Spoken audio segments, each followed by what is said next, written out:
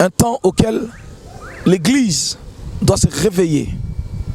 Je tiens également à solliciter tous ceux-là qui ont eu la grâce de pouvoir proclamer ce nom de Jésus-Christ, de le proclamer en toute vérité, car Jésus-Christ revient bientôt. Ne vous bornez pas à ces fables, ne vous bornez pas à ces influences pour vous soutirer, mais restez dans la parole de Dieu qui est la lumière qui nous éclaire.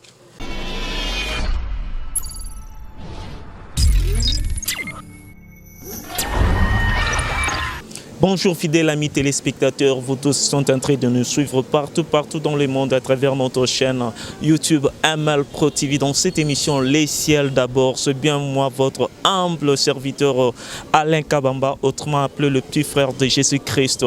Alors derrière la caméra, nous avons celui qu'on appelle Zaza Tshisekedi Zaza Béton, Ya Zaza Bakisela et Béton vraiment. Alors fidèles amis téléspectateurs, aujourd'hui dans cette émission Les Ciels d'abord, nous avons les réels plaisir donc de vous annoncer notre invité d'aujourd'hui. Il s'appelle bien Pasteur Martial. Pasteur Martial, vous allez vous poser beaucoup de questions. Il nous vient donc de Cameroun. Il va se présenter. Alors, fidèles amis téléspectateurs, là je vous présente mon invité d'aujourd'hui. Bonjour Pasteur. Bonjour homme de Dieu.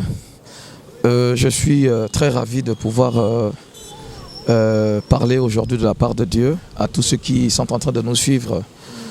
Je vous souhaite shalom. Okay, shalom. En tout cas, merci infiniment. Vous êtes apôtre Martial. Vous venez donc de Cameroun. Alors, apôtre, ça fait déjà combien de temps depuis que vous avez commencé à servir Dieu? Je suis l'apôtre Flingwan Martial. Je viens du Cameroun, particulièrement de Yaoundé, auquel le Seigneur m'a donné la grâce de diriger l'un des ministères, la mission pour l'évangélisation en action dans le monde, Centre international de la délivrance, qui se trouve à Yaoundé. Ça fait exactement 21 ans que je témoigne Jésus-Christ dans le monde, parler de Jésus-Christ aux âmes pour qu'ils soient sauvés. En tout cas, merci infiniment. Alors, fidèles amis téléspectateurs, aujourd'hui dans cette émission, nous allons, dans notre sujet d'aujourd'hui, donc nous allons parler du nom de Jésus-Christ. Pourquoi seulement au nom de Jésus? Donc, l'apôtre Martial est là, il est le mieux placé pour nous donner vraiment l'éclaircissement concernant donc le nom de Jésus-Christ. Alors, apôtre, aujourd'hui nous allons un peu parler donc du nom de Jésus. Nous voyons beaucoup de gens, il y a des églises. Aujourd'hui, les gens chassent le démon rien que par le nom de Jésus. Il y a ceux qui prêchent Jésus, il y a ceux qui disent qu'il est fils de Dieu et certains disent qu'il est Dieu. Alors, qui est Jésus pour vous, apôtre? Jésus-Christ d'abord est ma révélation. Jésus-Christ est ma source de vie. Quand je parle de ce Jésus-Christ, c'est celui qui a franchi ma vie. Je l'ai expérimenté et je l'ai vu faire des grandes choses dans ma vie que dans ce monde, personne ne peut le faire. Et dans ce monde, personne ne peut faire comme Jésus-Christ. C'est pourquoi, lorsque vous avez parlé du nom de Jésus-Christ, pourquoi ce nom, nous l'avons prôné. Alors, lorsque nous lisons la parole de Dieu, dans Marc chapitre 10, le verset 25, nous voyons Jésus-Christ qui parlait un jour à un homme riche, et qui le suivait et il lui a posé la question en disant mais comment je vais faire pour pouvoir hériter ce royaume? Et c'est Jésus-Christ qui lui posait la question tout simplement de savoir si tu veux me suivre, il faut abandonner tout ce que tu as comme bien. Et cet homme pensait que suivre Jésus-Christ, c'est devenir pauvre. Suivre Jésus-Christ, c'est une vie, comme le disent certaines personnes. Nous qui servons Jésus-Christ, c'est parce que nous n'avons rien à faire. Et c'est là où Jésus-Christ, plus tard, va essayer un peu d'amorcer et de révéler quelques points pour dire il est souvent difficile à un riche d'entrer dans le royaume des cieux par rapport à un chameau de passer par le trou d'une aiguille. Alors, et vous comprenez que Jésus-Christ a dit ici le chameau. Alors, il prend le riche comparé à un chameau. Est-ce qu'on peut dire qu'un chameau peut passer par le trou d'une aiguille? Je ne le pense pas. Mais Jésus-Christ a parlé du chameau. Pourquoi il a parlé du trou d'aiguille? Parce qu'il sait que Jésus-Christ, il est celui qui se révèle à l'humanité. Il est difficile à un riche. Mais par contre, à un chameau de passer par l'aiguille. Alors, quand nous voyons le chameau, nous comprenons que le chameau est un animal qui révèle beaucoup de mystères et qui nous enseigne dans ce temps de la fin. Lorsque nous prenons le chameau, nous comprenons que le chameau est un animal qui résiste dans le désert. Mais à part le chameau, le mouton ne peut jamais rester dans le désert. Le lion ne pourra jamais rester dans le désert. Même si vous prenez un vertébré, par exemple, comme un éléphant, ne pourra jamais rester dans le désert. Mais le chameau. Pourquoi? Parce que le chameau incarne le mystère de Jésus-Christ. Lorsque nous voyons le chameau, nous comprenons que le chameau a plusieurs parties. Tout ce que le chameau porte est une vie. Donc Jésus-Christ se révèle au travers de ce chameau. C'est pourquoi l'Église, aujourd'hui, a intérêt à comprendre si nous n'entrons pas dans le domaine de la révélation. Nous restons au niveau de Logos, nous ne pourrons jamais comprendre ce que Jésus-Christ voulait faire de nous. Ok, en tout cas, merci infiniment pour la réponse. Là, je tiens à vous rappeler qu'il s'appelle bien Apôtre Martial. Il nous vient donc du Cameroun, précisément donc dans la ville de Yaoundé. Alors, Apôtre, ma question vraiment est très simple. J'aimerais à ce que vous puissiez quand même donc nous donner un peu quelques éclaircissements concernant Jésus. Jésus est Dieu ou Jésus il est fils de Dieu? Jésus-Christ, nous restons toujours... Bon, vraiment, quand nous parlons de Jésus-Christ, Jésus-Christ est Dieu qui se révèle par la parole de Dieu. Lorsque les disciples étaient partis annoncer la parole de Dieu, on leur a posé certaines questions. Et lui-même, il les a dit, mais qu'est-ce que les gens ont dit de moi? Ils ont dit, non, c'est toi qui es l'Élie qui doit venir. C'est toi le prophète que nous avons entendu parler. Mais il repose la question, on dit, mais pour vous, qu'est-ce que vous dites de moi? Parmi les disciples, ceux qui ont marché avec Jésus-Christ, ceux qui ont expérimenté, ils l'ont vu dans l'œuvre. Et c'est Pierre qui va prendre la parole pour dire, tu es le Christ, celui qui doit venir. Alors Jésus a dit, je vis dans le Père et le Père vit en moi. Le Fils se révèle dans le Père et Jésus-Christ est Dieu. Alors quand nous comprenons que Jésus-Christ est Dieu, je crois que nous avons les mêmes attributs de Dieu que Jésus-Christ incarne. Il est né dans la chair, 100% homme, 100% Dieu. En tout cas, merci infiniment pour la réponse. Alors, nous avons aussi notre question ici. C'est par rapport à ce qui se passe aujourd'hui. Donc, la vie actuelle, il y a des gens, il y a des églises qui n'ont pas Jésus, qui ne croient pas en Jésus, mais ils utilisent le nom de Jésus. Parce que nous savons très bien que le nom de Jésus est très puissant. Le puissant, mais pourquoi ces gens-là? Parce qu'un magicien ne supporte pas le nom de Jésus, mais ces gens-là courent toujours donc auprès de magiciens pour prendre, donc acquérir cette puissance-là, cette connaissance-là, mais utilisant le nom de Jésus-Christ. Par là, je ne sais pas, le nom de Jésus n'est plus puissant ou comment? Vous comprenez? Je vais essayer un peu d'apporter un éclaircissement par rapport à ce nom de Jésus-Christ.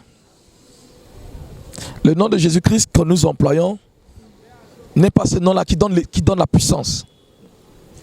Mais c'est la valeur que nous donnons par rapport au caractère du christianisme de ce nom-là qui donne la puissance. Il a dit, je ne partage pas ma gloire. Et partager la gloire, c'est-à-dire, le jugement de Jésus-Christ ne se manifeste pas comme le jugement de ce monde. Nous proclamons ce nom de Jésus-Christ, il se glorifie. Parce qu'il n'y a pas un autre nom qui a été élevé au-dessus des cieux comme ce nom. Il se glorifie. Pourquoi? Parce que parmi ce peuple qui viennent, parmi tous ces gens qui viennent pour écouter la parole de Dieu, il y a un nom qui a été proclamé, c'est ce nom de Jésus-Christ, et il se glorifie. Mais après, il y a toujours un jugement qui viendra toujours après. Raison pour laquelle l'occultisme, la sorcellerie, toute pratique négative de ce monde peut proclamer ce nom de Jésus-Christ. Il va toujours se glorifier. Mais c'est à la fin que le jugement viendra. Il nous a promis que dans les derniers temps, nous devons vivre toutes ces choses. C'est ça qui est en train de se passer. Nous avons même des églises aujourd'hui qui prennent ce nom. Mais quand nous voyons des pratiques, des hôtels ont été bâtis, auxquels on a enterré des moutons. Mais son nom se proclame. Mais à la fin, ces églises ne vivent plus. Parce que Jésus-Christ ne manifeste pas comme l'homme. Il marche selon le temps fixé par lui. C'est ça qui fait qu'aujourd'hui, il y a ce qu'on appelle l'apanage. Il y a ce qu'on appelle l'hérésie dans l'église. Mais cela n'empêche pas Jésus-Christ de pouvoir se manifester. Et lui, c'est un Dieu qui est patient. Il est lent, mais il agit toujours à la fin.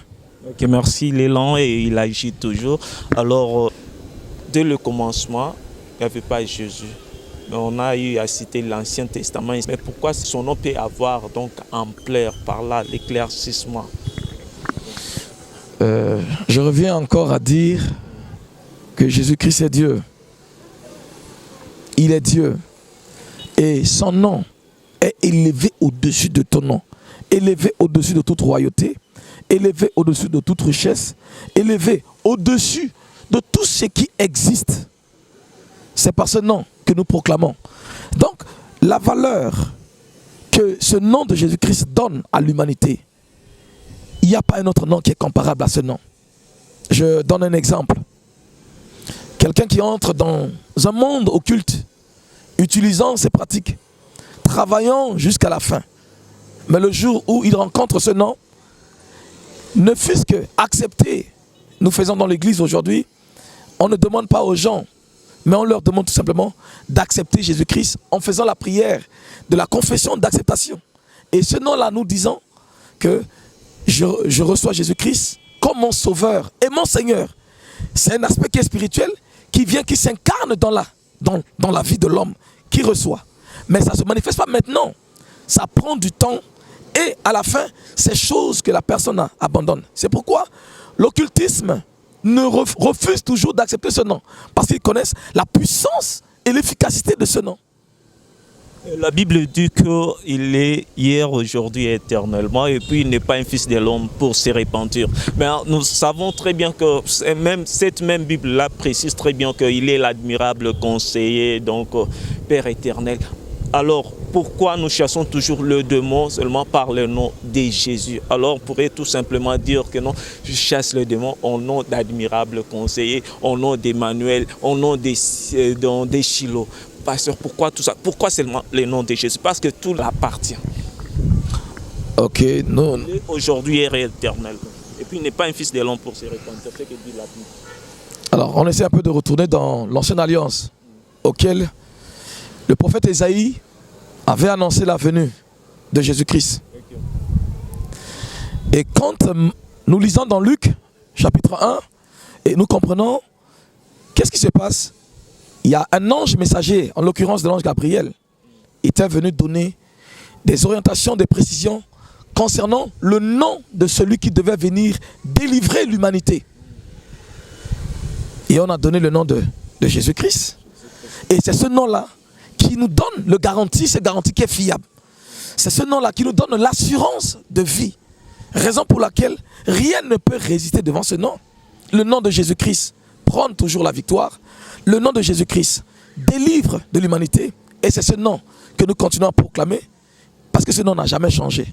Depuis plus de 2000 ans, nous commençons à proclamer ce nom jusqu'à aujourd'hui. Ok, en tout cas, merci infiniment pour la réponse. Alors, quand est-ce que nous pouvons donc invoquer le nom de Jésus-Christ? Est-ce que les magiciens aussi peuvent... venez tout de suite là de dire qu'il est riche en bonté et lent en colère.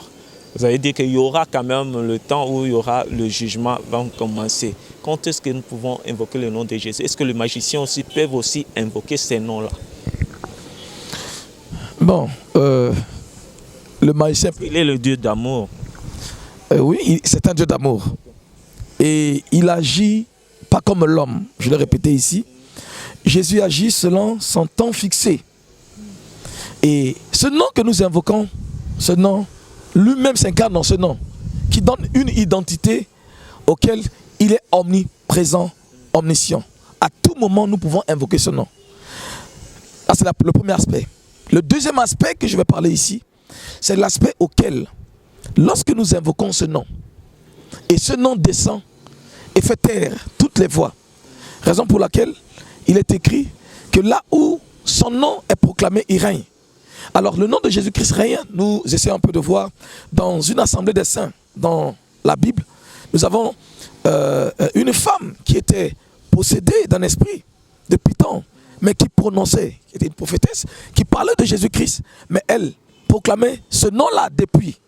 Mais le jour où il a rencontré les hommes de Dieu, je crois que ce jour-là, la chose était arrêtée et elle a eu une délivrance par rapport à ce nom-là. Parce que Paul s'est rendu compte qu'il y avait quelque chose qui lui pesait derrière. Il n'arrivait pas à aller au-delà pour accomplir son ministère. Et c'est ainsi que cette femme a été délivrée et le nom de Jésus-Christ a pris le contrôle totalement de sa vie.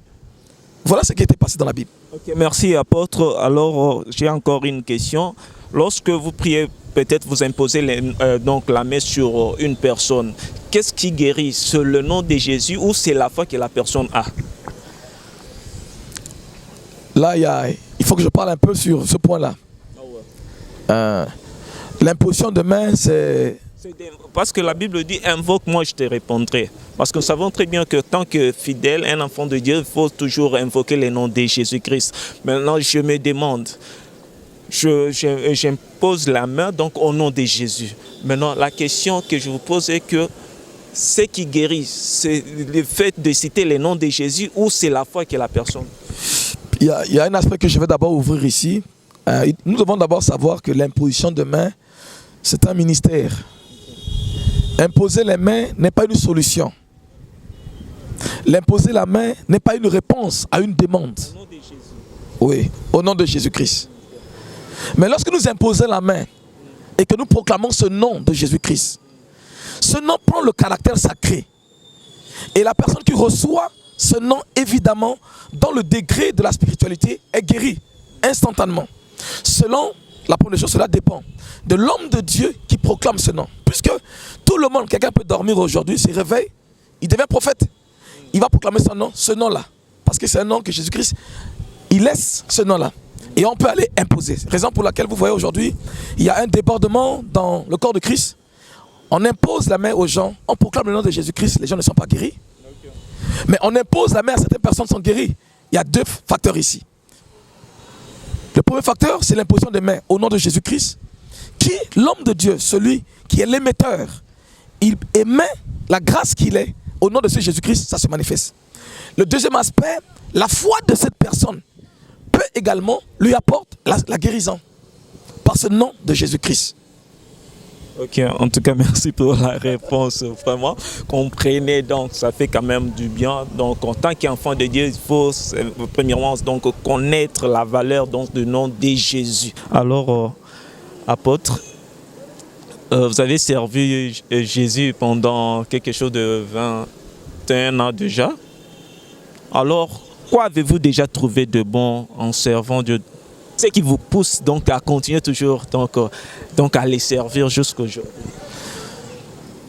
Cette question, vraiment, je bénis beaucoup. C'est une question pertinente pour moi et ça me permet un peu de parler à tous ceux-là qui nous suivent. 21 ans de l'évangile, c'est un sacrifice par un nom. Et ce nom qui a fait de ma vie, les hauts et les bas se trouvaient, mais ce nom m'a toujours fortifié. J'ai vu ce nom dans ma vie. J'ai vu les aveugles. Leurs yeux sont ouverts sans diluer l'évangile. J'ai vu des paralytiques en marcher en proclamant ce nom. Je ne peux que témoigner la grandeur. Je ne peux que témoigner ce que ce nom de Jésus-Christ.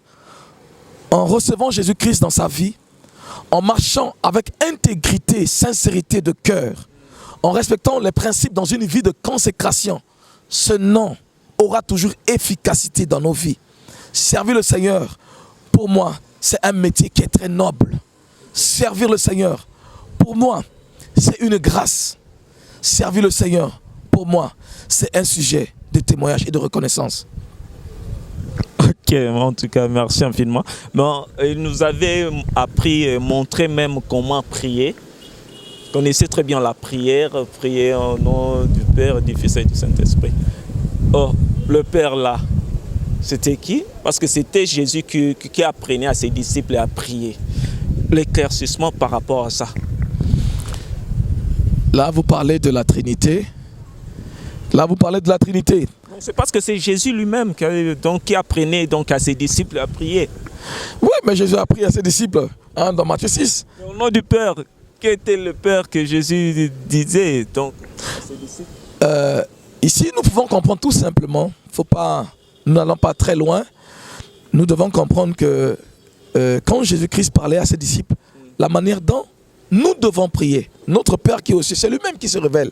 Parce que c'est lui qui est Dieu. Notre Père qui est dans les cieux, que ton nom soit sanctifié.